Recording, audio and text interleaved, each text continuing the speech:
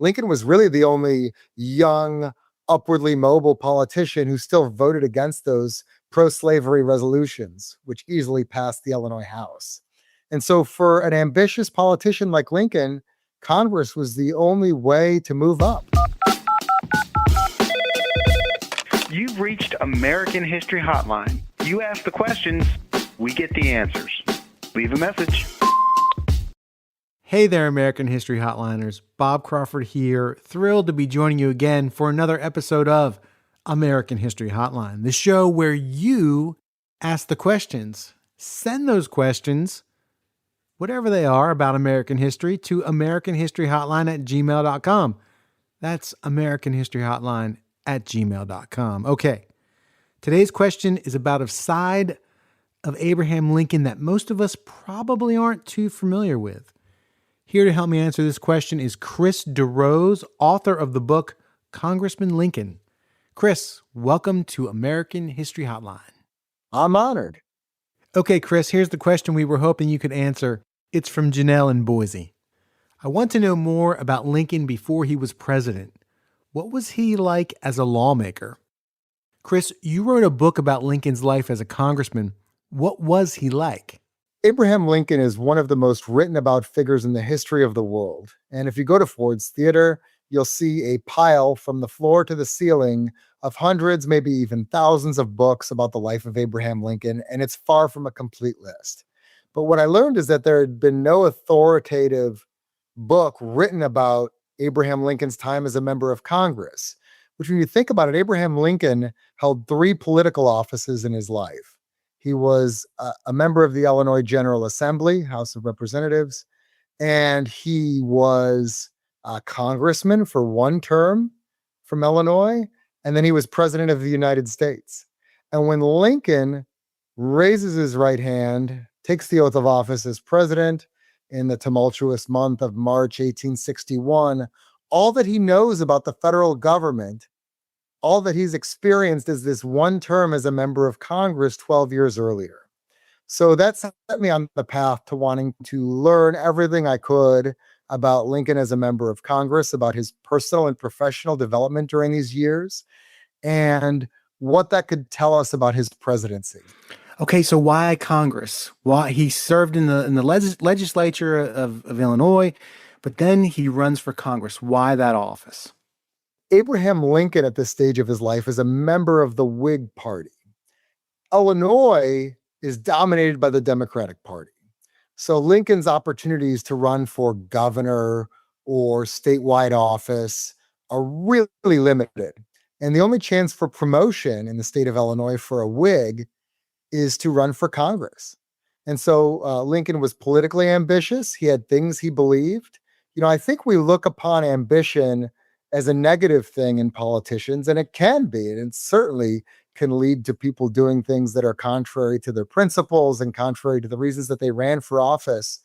But if you're ambitious and you stick to your principles, it's not necessarily a bad thing. It's really hard to get to Congress if you're not ambitious, right? Or even to go from a modest log cabin on the frontier to becoming a well-respected lawyer, you know, with many, many arguments in front of the Illinois Supreme Court.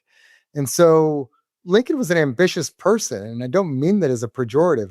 Can I interrupt you briefly, Chris? Because I'm thinking about this. Like, Illinois, you're telling us it's this heavily Democratic state, and we associate pre-Civil War Democratic Party is pro-slavery.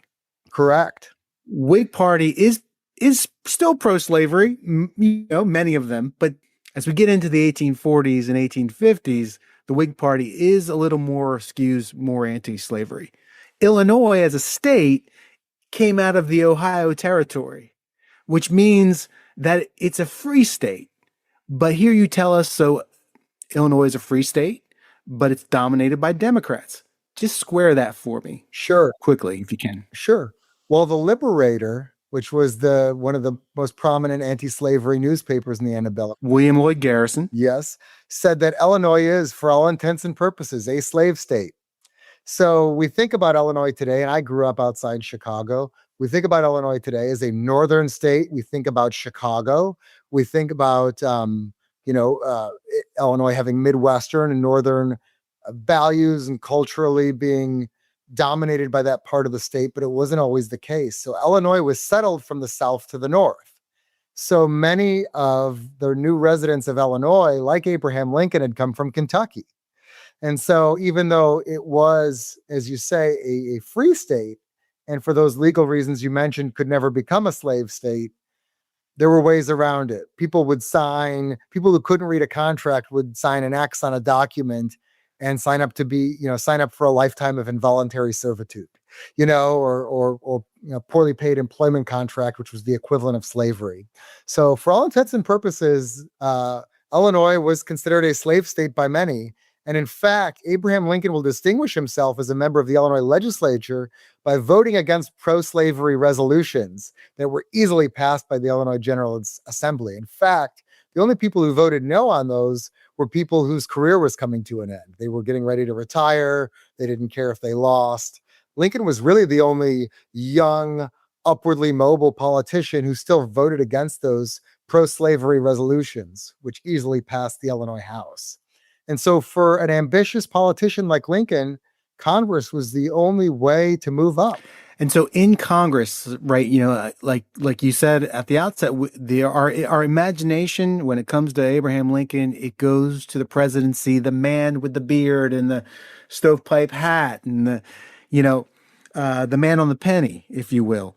But yet here he is in the rough and tumble of Congress, and in pre-Civil War, the Congress was probably rougher than it is today, with actual violence taking place on the floor of the House. So what did Abraham Lincoln bring with him to Congress? What did he learn while he was in Congress? Sure. So he brought his opposition to the Mexican War, which was drawing to a close. The military. So this is 1847 to 1849. Correct. And so the war was decisive. In fact, Mexico won't win a single battle of the war. Lincoln thought that the casus belli for the war was manufactured by President Polk. And so one thing you saw in American history is when we talk about territorial acquisition, it immediately triggers that issue of slavery and where the balance of power is going to sit in the Congress once this new territory is acquired. And in fact, Mexico is defeated so decisively that there's no real legitimate government for us to enter into a treaty with, which is a barrier to concluding a peace. And so you see the American army, is occupying Mexico, and Lincoln gives a very well-received speech called the Spot Resolution Speech, criticizing the casus belli for the war. And when he talks about the spot resolution, whatever the inciting incident for the Mexican-American War, at least in the popular imagination, because there were others, but at least the inciting incident in popular imagination for the Mexican-American War is the killing of American soldiers by Mexican troops. And what James K. Polk said, American blood has been shed on American soil. And the resolution to go to war just sails through the Congress. And Lincoln talks about the spot where the killing actually happened. And was that actually America or was it Mexico? Where did the people who lived there pay taxes? Where did they think they lived? Where did they serve on juries? Where did they vote? Was this really America or was it Mexico? And was this manufactured to stir up popular opinion in favor of a war that the president wanted? And so actually in history, the Spot Resolution Speech, like Lincoln's career in Congress generally, has been misreported in most of history as being insignificant and something that people did not take notice of. But what I found in doing this research is that no less a figure than Stephen Douglas felt the need to respond to Lincoln's Spot Resolution Speech months later in the Senate. And it was interesting, Bob. There's a gentleman from North Carolina, former Congressman David Outlaw.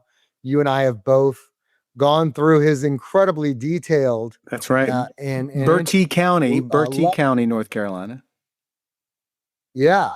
And he hated being in Congress. He didn't really seem to like the people in Congress or DC, and he'd write these incredibly long letters to his wife almost every night. And as I was getting through this collection, which had never, as far as I could tell, had never been used before or never been cited in any serious work, I'm like, I am going to get a totally unique eyewitness report of the spot resolution speech. And I could hardly control myself flipping through those letters to get to that date. And then I realized that Mr. Outlaw went to the Senate to watch his buddy give a speech that day, and he missed the spot resolution speech. And I was Ain't it devastated. the way? Ain't it the way? But what I realized was it's actually very significant. He wrote A. Lincoln of Illinois gave a speech in the House that day. And I was like, wow. So even a guy who went over to the Senate to watch a different speech that day took notice of Abraham Lincoln's words in the House. And so, contrary to the popular narrative, Abraham Lincoln was a significant and well-respected member of the House of Representatives, and his words carried weight and they made an impact. And so it makes a lot more sense, right? It's much easier to square with this president who becomes the most significant figure in American history, perhaps, that he wasn't just a lightweight congressman who turned into this incredible president 12 years later. He had the hallmarks of greatness in him already. So we think of a one-term or a first-term congressman as a backbencher. We do. Now, there's a couple reasons for that. So Washington, D.C. was very difficult to get to in those days. It was not a fun place to live, right? It's still mostly a malarial swamp, and it was a very seasonal town. When Congress was out of session, people didn't really hang around, and there was no texting or calling or Zooming home with your wife and your kids. And so, and Congress didn't pay all that well. So it was a financial sacrifice. And so for that reason, most members of Congress only served a couple terms. So you had the chance to make a much greater impact earlier on in your career as a member of Congress. So we think of Lincoln as the great emancipator. What was his stance on slavery when he was in the Congress as a lawmaker? I'm so glad you asked me this question, because I think it's becoming de rigueur to talk about Lincoln as an emancipator of convenience or an emancipator who came to the view later in life. And it's simply not true. Abraham Lincoln voted against slavery for decades and risked his political career to do so at many intervals. So we talked about the Illinois resolutions. Illinois, for all intents and purposes, a slave state. Abraham Lincoln is the only upwardly mobile member of the Illinois General Assembly to vote against these resolutions.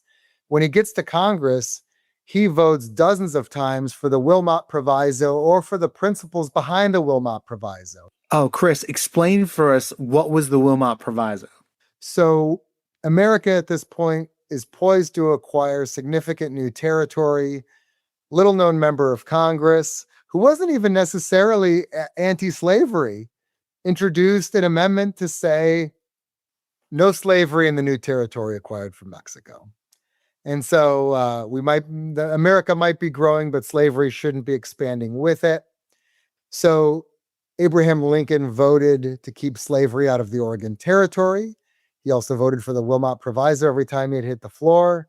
Anytime there was a chance to vote to limit slavery to where it then existed, Abraham Lincoln voted for it. Abraham Lincoln lived in a boarding house in Washington, D.C. with the most prominent abolitionists of the era, including Joshua Giddings, whose name is largely lost to history today. But in that antebellum era, after John Quincy Adams really becomes one of the foremost, perhaps the foremost abolitionist in America, he and Lincoln are housemates. Is this Mrs. Spriggs' boarding house? Are you talking about? It is Mrs. Spriggs' boarding house, the abolition boarding house. And Lincoln had there was a free black man who worked as a waiter in Mrs. Spriggs' boarding house, who was kidnapped. And I thought, what an impression that must have had on Lincoln. He was kidnapped and sold into slavery in the South. So this guy that Lincoln interacted with every day, kidnapped and sold as a slave. So Lincoln is really seeing and experiencing slavery in a way that he really hadn't for a lot of his life prior to this. but he is voting consistently against slavery. And he's not just a vote against it, he actually introduces a bill to emancipate the slaves in the District of Columbia, where Congress functions like a state legislature and has jurisdiction over day-to-day domestic issues in a way that it doesn't in the states. I'll give you another example, the Pacheco slave case. So if you look at legislation in this area in American history, most legislation was introduced in order to compensate someone who believed the federal government owed them money.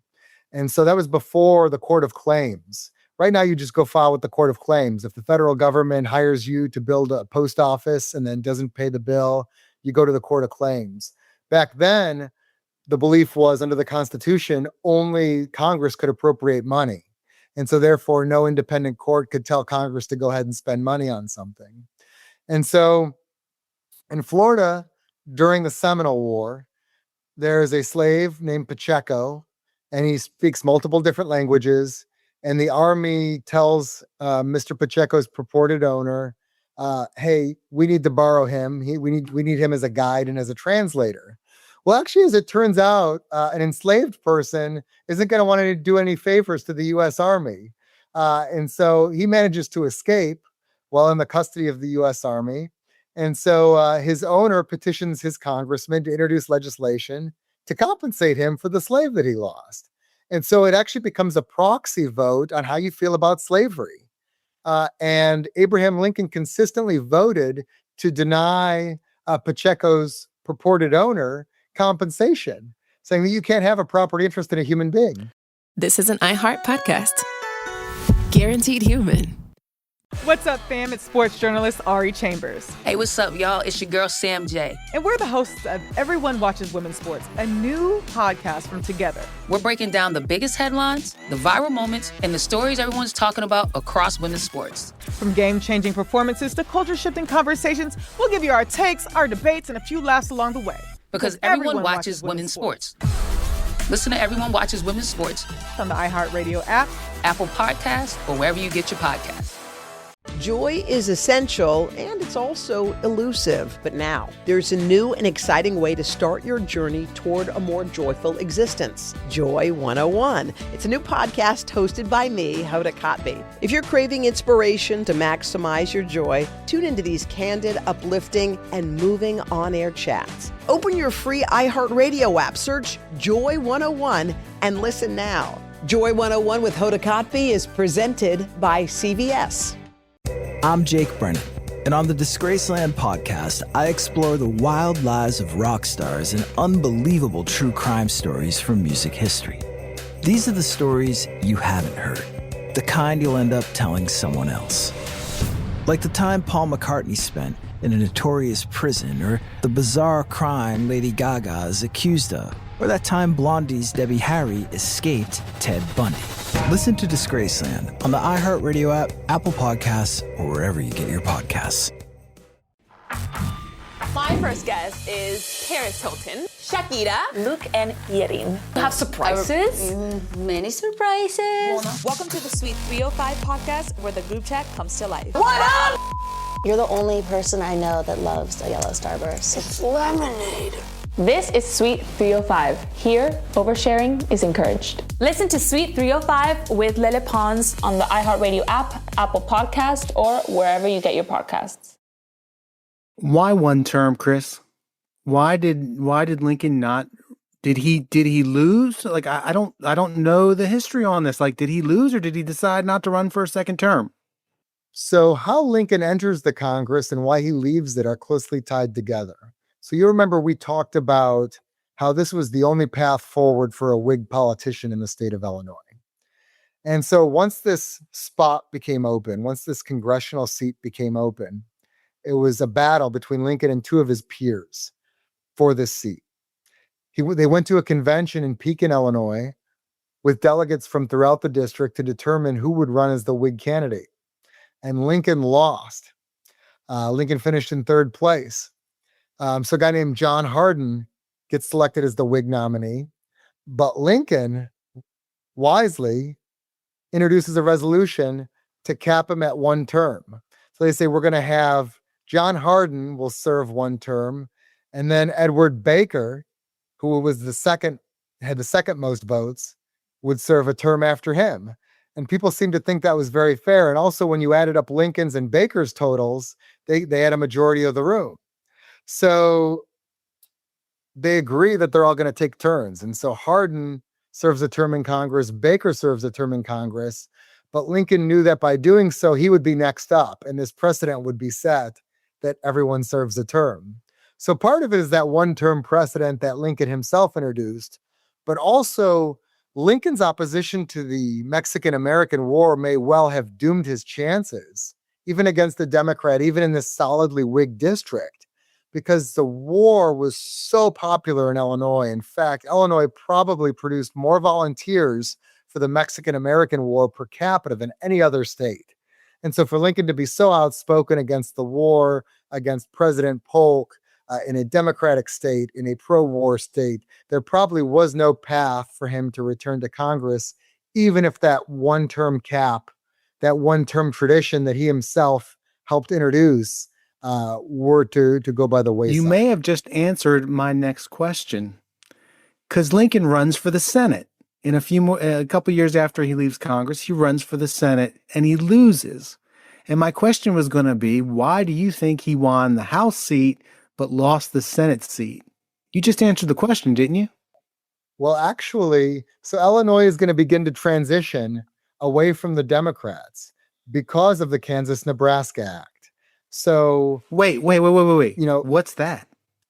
So in 1820, Congress passed to President James Monroe signed the Missouri Compromise, which delineated a line above which slavery could not exist and below which slavery was guaranteed. And it was a compromise to divide up the Louisiana Purchases. We organized this new territory. Are these territories going to be free? Or are they going to be slave? So there's a line drawn between North and South, with the exception of Missouri, to determine where we're going to have slave territory.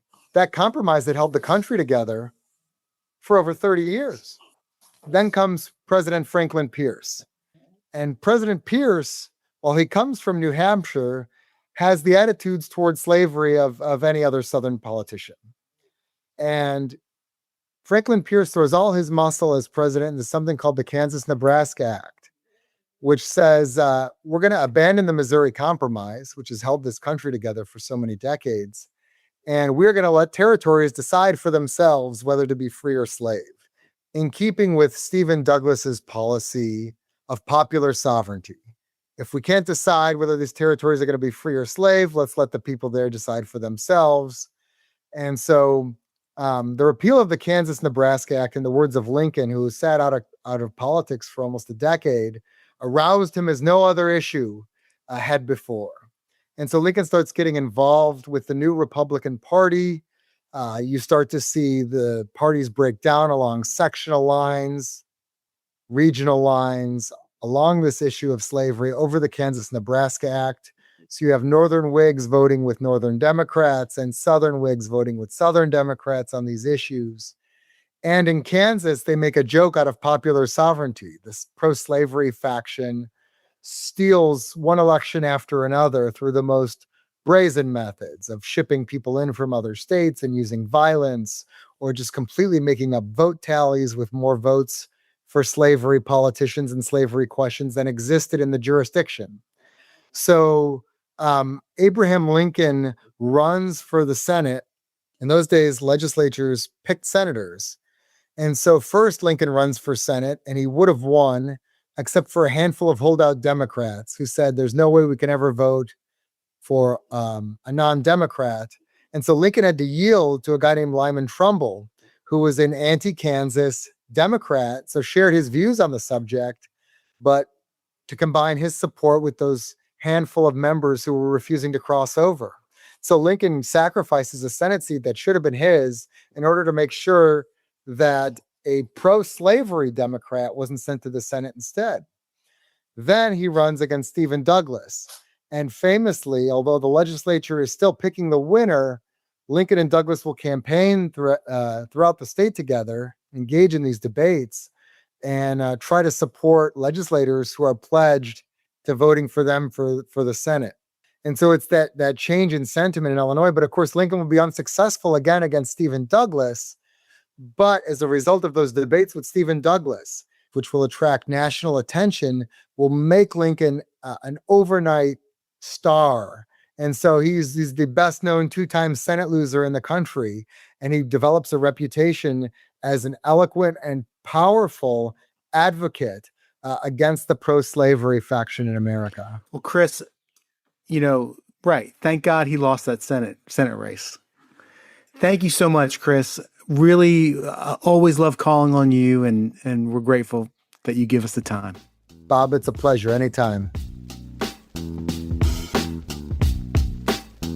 You've been listening to American History Hotline, a production of iHeart Podcasts and Scratch Track Productions. The show's executive producer is James Morrison. Our executive producers from iHeart are Jordan Runtaw and Jason English. Original music composed by me, Bob Crawford. Please keep in touch. Our email is americanhistoryhotline@gmail.com. If you like the show, please tell your friends and leave us a review in Apple Podcasts. I'm your host, Bob Crawford. Feel free to hit me up on social media to ask a history question or to let me know what you think of the show. You can find me at Bob Crawford Base. Thanks so much for listening. See you next week.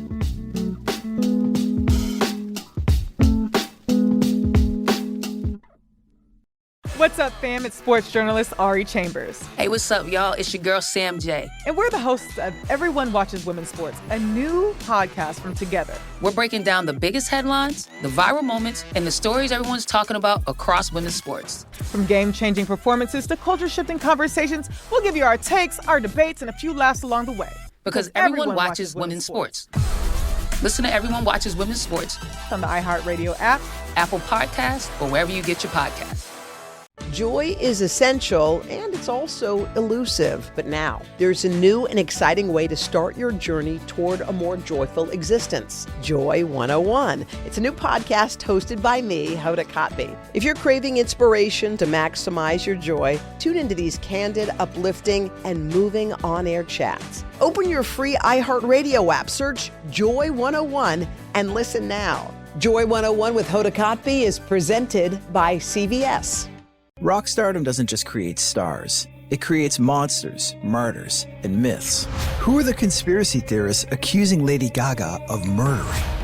I'm Jake Brennan, and on the Disgraceland podcast, I explore the wild lives of rock stars and unbelievable true crime stories from music history.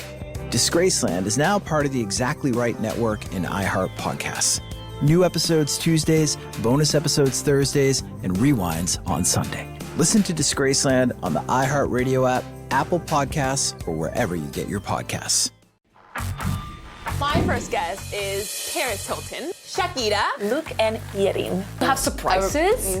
Many surprises. Welcome to the Sweet 305 podcast, where the group chat comes to life. What up?